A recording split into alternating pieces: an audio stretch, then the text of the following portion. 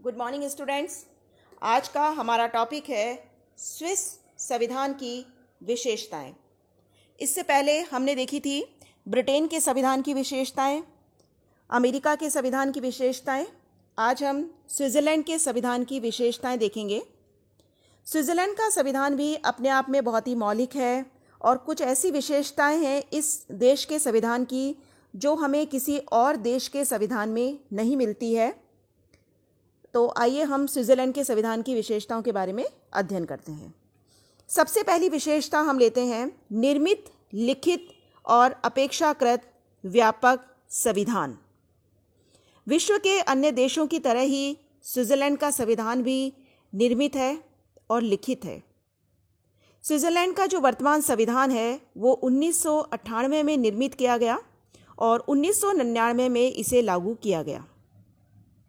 इस संविधान में 195 धाराएं हैं और 4 अध्याय हैं। इस संविधान के इतना अधिक व्यापक होने के 2 मेन कारण हैं। पहला कारण तो ये है कि संविधान में ऐसे अनेक विषयों का उल्लेख किया गया है जिनका कोई संवैधानिक महत्व नहीं है, जैसे मछली मारना, शिकार खेलना, जुआ खेलना। इन विषयों का भी संविधान में उल्लेख किया गया है। दूसरी बात यह है कि इसमें संघ सरकार के अधिकार, संघ और कैंटेन की सरकारों के बीच विधायी और प्रशासनिक अधिकार क्षेत्र का भी बहुत ही विस्तार से वर्णन किया गया है। तो स्विट्ज़रलैंड का संविधान एक व्यापक संविधान है, एक निर्मित संविधान है और एक लिखित संविधान है। दूसरी विशेषता हम देखते हैं कठोर संविधान। चूंकि स्विट्ज़रलैंड में भी संघात्मक शासन व्यवस्था अपनाई गई है, इसलिए वहाँ का संविधान भी कठोर संविधान है। अगर हम इसे कंपैरिजन करें तो हम ये कह सकते हैं कि ये अमेरिका के संविधान की तुलना में तो कम कठोर है, लेकिन भारत के संविधान की तुलना में यहाँ ये अधिक कठोर है। यानी कि इसकी स्थिति भारत और अमेरिका के बीच की हम मान सकते हैं।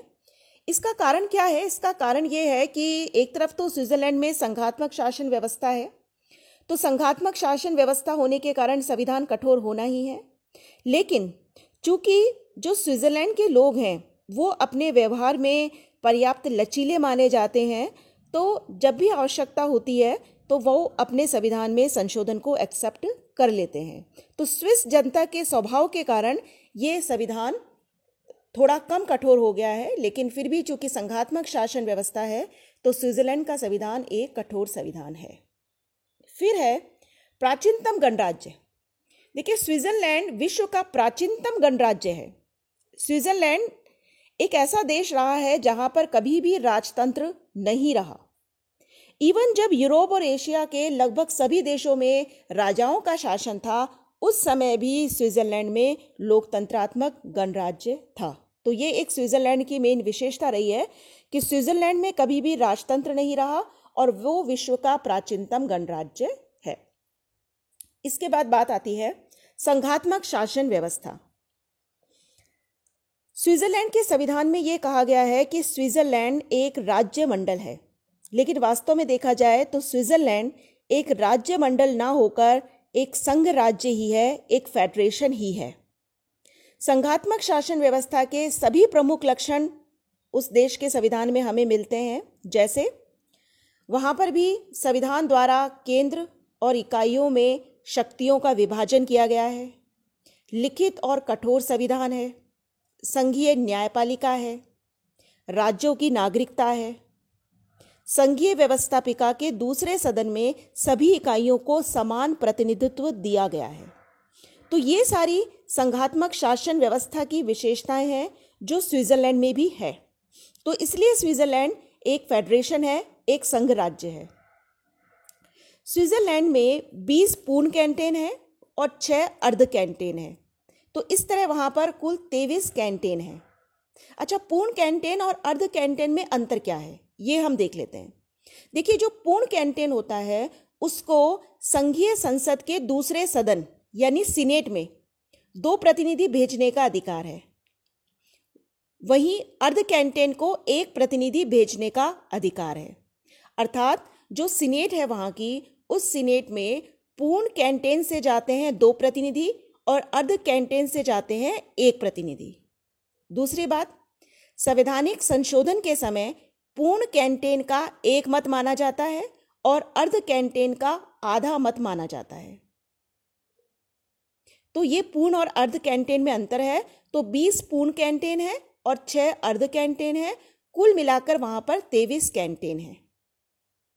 और अमेरिका और स्विट्जरलैंड में आप देखिए कि केंद्र सरकार और कैंटेन की सरकारों के बीच में शक्ति विभाजन के लिए अमेरिकी पद्धति अपनाई गई है, अर्थात संविधान में परिसंघ की शक्तियों का वर्णन किया गया है और शेष शक्तियां कैंटेन की सरकारों को दे दी गई है।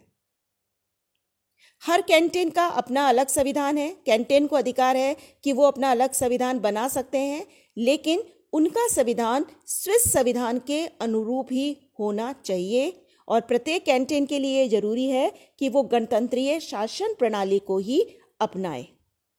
तो इस तरह से स्विट्जरलैंड में संघात्मक शासन व्यवस्था अपनाई गई है।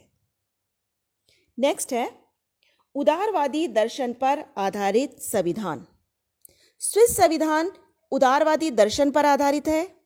संविधान का मूल दर्शन यही है कि जीवन के सभी क्षेत्रों में नागरिकों को अधिकतम सीमा तक स्वतंत्रता प्राप्त होनी चाहिए और राज्य के द्वारा कम से कम हस्तक्षेप किया जाना चाहिए।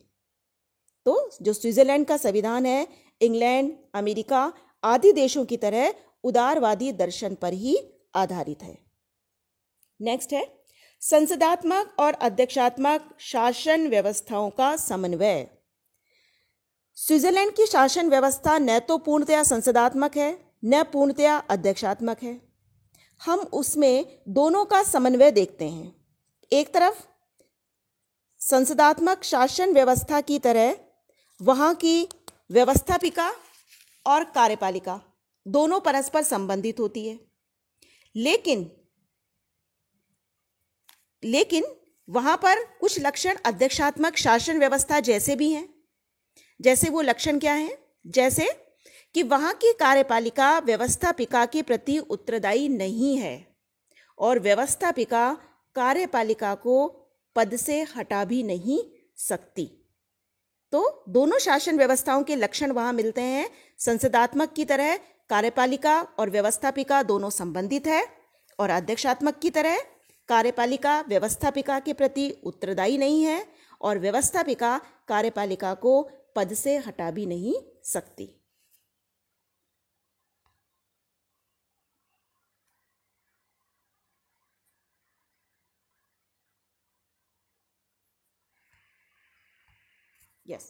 अब हम कुछ और विशेषताएं देख लेते हैं। अगली विशेषता है बहुल कार्यपालिका।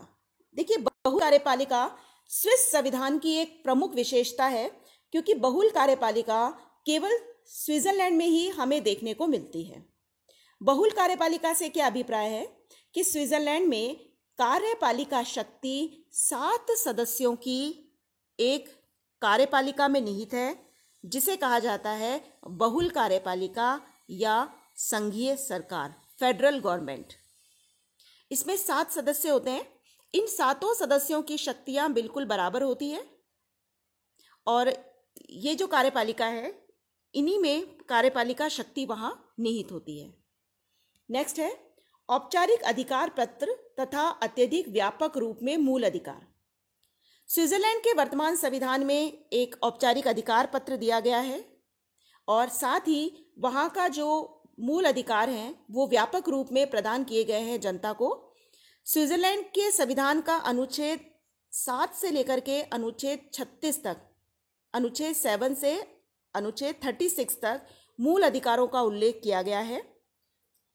जो प्रथम अनुच्छेद है, अनुच्छेद 7, उसमें ये कहा गया है कि मानवीय गरिमा का सम्मान किया जाएगा तथा रक्षा की जाएगी। ये वहाँ के मूल अधिकारों का उद्देश्य है, जिसमें ये कहा गया है कि नागरिकों को वे सभी अधिकार दिए गए हैं जो व्यक्ति के गरिमापूर्ण जीवन जीने के लिए आवश्यक है। साथ ही अनुच्छेद 36 में, आर्टिकल 36 में मूल अधिकारों की सीमाएं भी निर्धारित की गई है। इस प्रकार से स्विट्जरलैंड के संविधान में व्यापक रूप से मूल अधिकार दिए गए हैं, साथ ही मूल अधिकारों की सीमाओं का वर्णन भी किया गया है।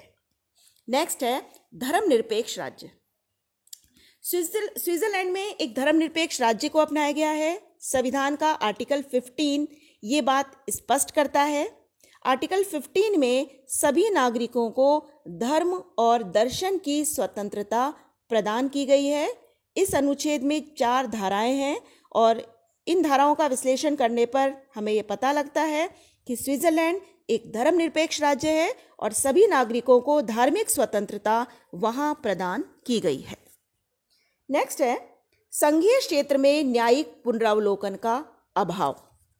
चूंकि स्विट्जरलैंड एक संघात्मक राज्य है, इसलिए वहां पर न्यायपालिका को न्यायिक पुनरावलोकन का अधिकार है।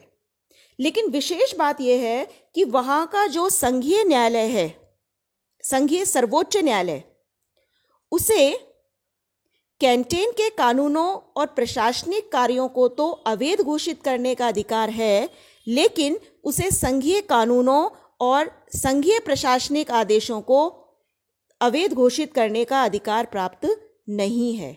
अर्थात स्विट्जरलैंड में वहाँ की जो संघीय न्यायपालिका है, हम ये कह सकते हैं कि उसे आंशिक रूप से न्यायिक पुनरावलोकन का अधिकार है। संघीय न्यायपालिका कैंटेन द्वारा बनाए गए कानूनों और प्रशासनिक कार्यों की तो जांच कर सकती है, उन्हें अवैध भी घोषित कर सकती है, लेकिन वह संघीय कानूनों और सेंट्रल गवर्नमेंट द्वारा बनाए गए प्रशासनिक आदेशों की जांच नहीं कर सकती, उन्हें अवैध घोषित नहीं कर सकती। इसके पीछे कारण ये है कि स्विट्जरलैंड में प्रत्यक्ष लोकतंत्र को अपनाया गया है और वहाँ पर ये माना गया है कि संविधान की रक्षा करने का कार्य स्वयं जनता को है। जनता लोक निर्णय के माध्यम से संघीय व्यवस्थापिका द्वारा निर्मित किसी भी कानून को अवैध घोषित कर सकती है। नेक्स्ट है बहुभाषी राज्य। स्विट्जरलैंड एक बहुभाषी राज्य है। वहाँ पर लगभग 74% लोग जर्मन भाषी हैं, 20% लोग फ्रेंच भाषी, 5% लोग इटालियन और 1% लोग रोमांच नामक भाषा का प्रयोग करते हैं। तो स्विट्जरलैंड के संविधान में बहुभाषी राज्य की स्थिति को बनाए रखा गया है और वहाँ पर इन चारों भाषाओं को राज्य कार्य की भाषा के रूप में मान्यता दी गई है। नेक्स्ट है प्रशासनिक कानून पर आधारित न्यायपालिका। स्विट्जरलैंड की जो न्यायपालिका है वो इंग्लैंड की तरह विधि के शासन पर आधारित नहीं है, बल्कि वो फ्रांस की तरह वहाँ पर प्रशासकीय कानून को अपनाया गया है। प्रशासकीय कानून से क्या अभिप्राय है? वहाँ पर जनसाधारण और प्रशासनिक कर्मचारियों दोनों के लिए अलग अलग तरह के न्यायालय अपनाए गए हैं।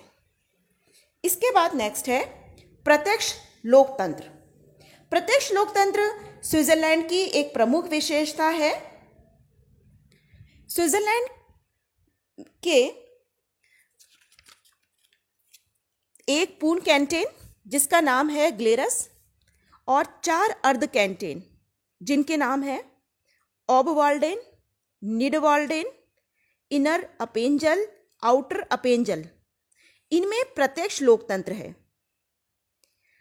और प्रत्यक्ष लोकतंत्र की क्या क्या व्यवस्थाएं हैं, थोड़ा सा हम इस पे बात करते हैं।